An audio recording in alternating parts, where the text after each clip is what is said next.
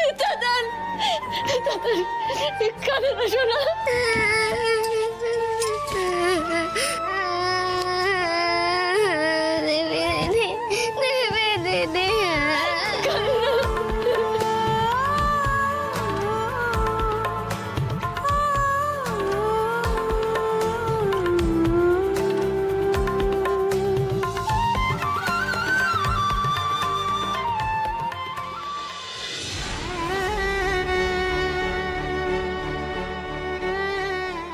তাতান কাঁদে না তাতান।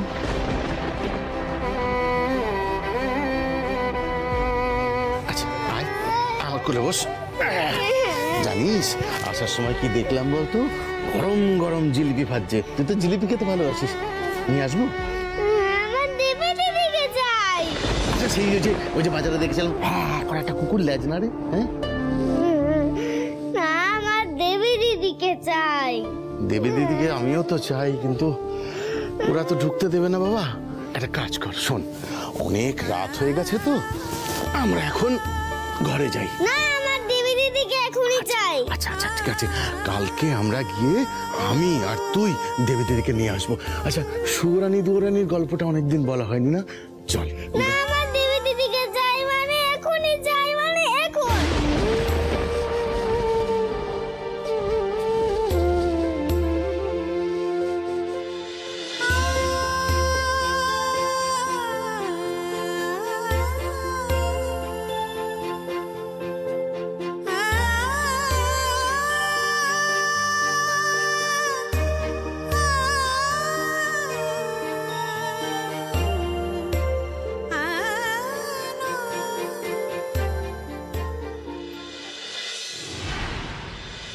কি দেবীর সঙ্গে ডাক্তারবাবুর বিয়ে? সে কি করে সম্ভব? সে তো আমরা জানি না, তবে কমলে কামিনী মন্দিরে গিয়ে দুজনে বিয়ে করেছে। মাস্টারমশাই, আপনি ভাগ্নিকে ভালোই শিক্ষা দিয়েছেন। গ্রামে নিজেদের জায়গা পাকা হলো, আবার বড় বাড়ির সঙ্গে আত্মীয়তা হলো। বাড়িতে সমস্ত মেয়ে থাকলে বোধহয় এটাই সুবিধা। কি বলেন মাস্টারমশাই?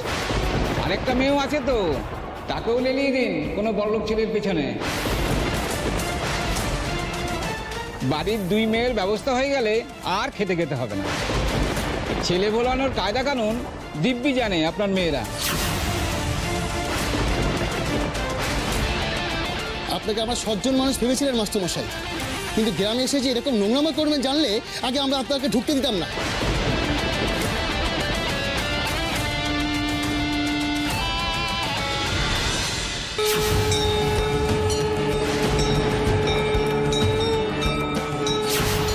ওই মন্দিরের দিকে একের পর এক বাজ পড়ছে, বিদ্যুৎ চমকাচ্ছে।